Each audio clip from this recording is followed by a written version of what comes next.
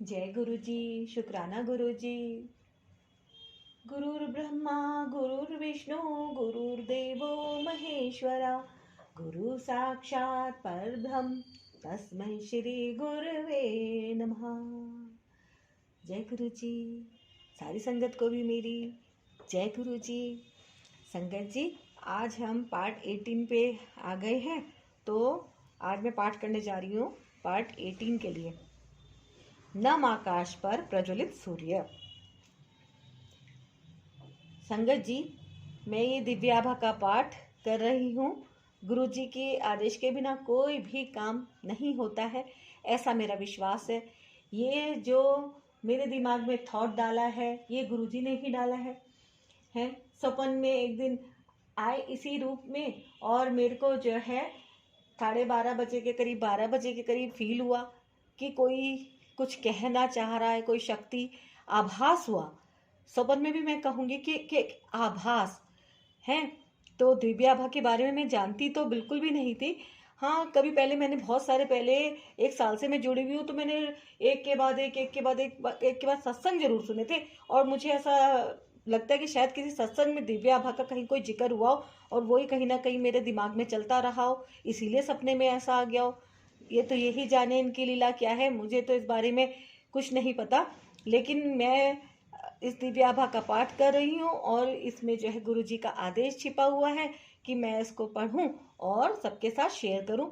तो संगत जी, अब आप गुरु जी ब्लेसिंग कल्याण कित्ता के मेरी फैमिली के एक मेंबर हैं। गुरु जी के परिवार हम सब लोग बन चुके हैं, और मेरा ये परिवार गुरु जी ब्लेसिंग कल्याण कित्ता खूब फले फूले। गुरु जी की कृपा हम पर हमेशा बनी रहे, और जो भी इस परिवार का सदस्य बन रहा है, जो भी इस दिव्याभा का पाठ सुन रहा है, गुरु जी अपनी कृपा उस पर खूब खूब बरसाए, ऐसी मैं गुरु जी से अरदास करती हूँ।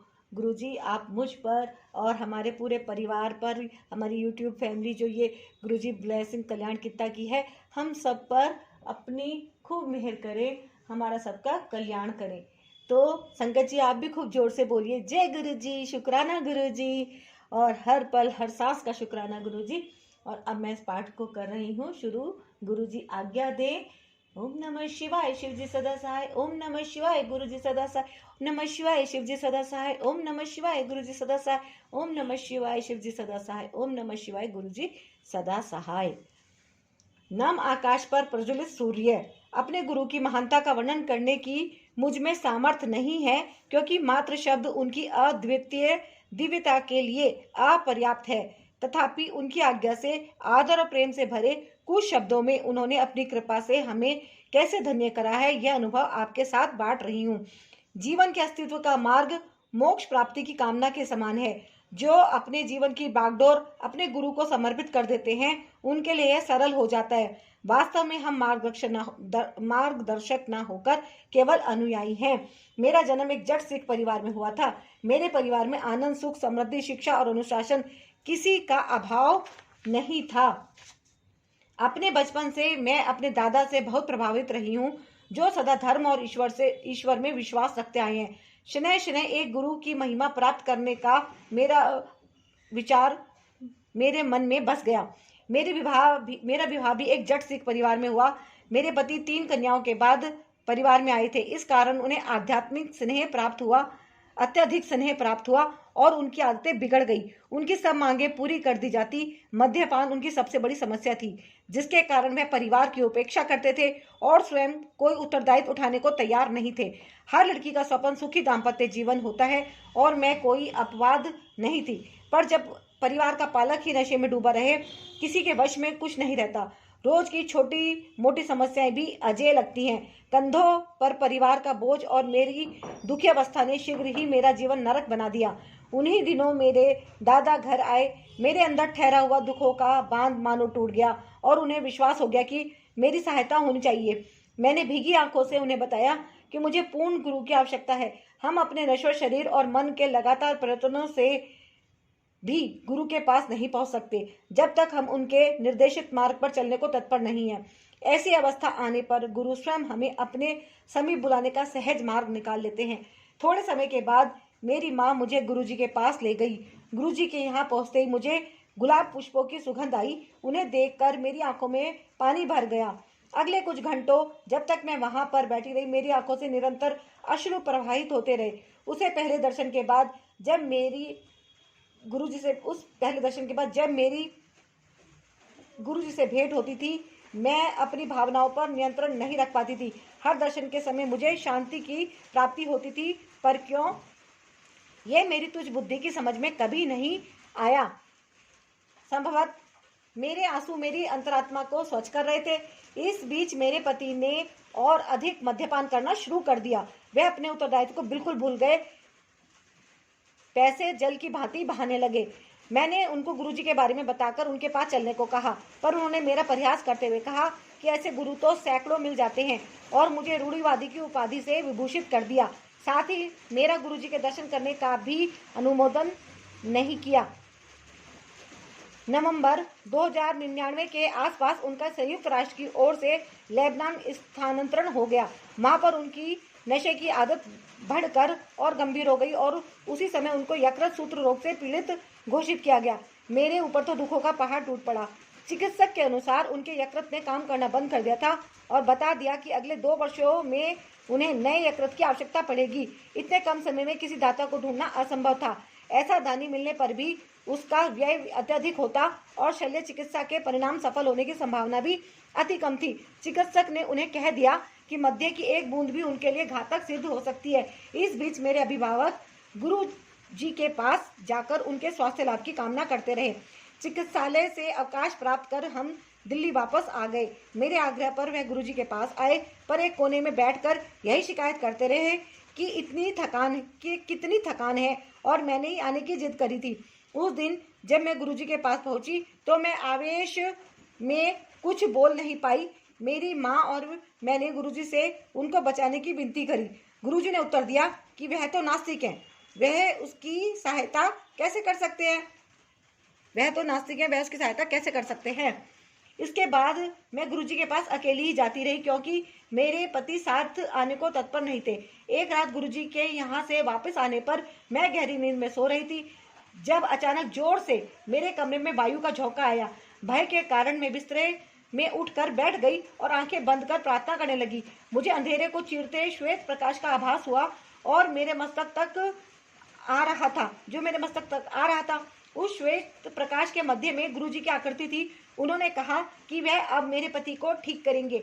अगले 15-20 मिनट तक शल्य कक्षों के समान गंध आती रही। उसके बाद जब सब साफ हो गया तो गुरुजी ने कहा कि उन्होंने मेरे पति को स्वस्थ कर दिया है। इसके बाद मैं सो गई।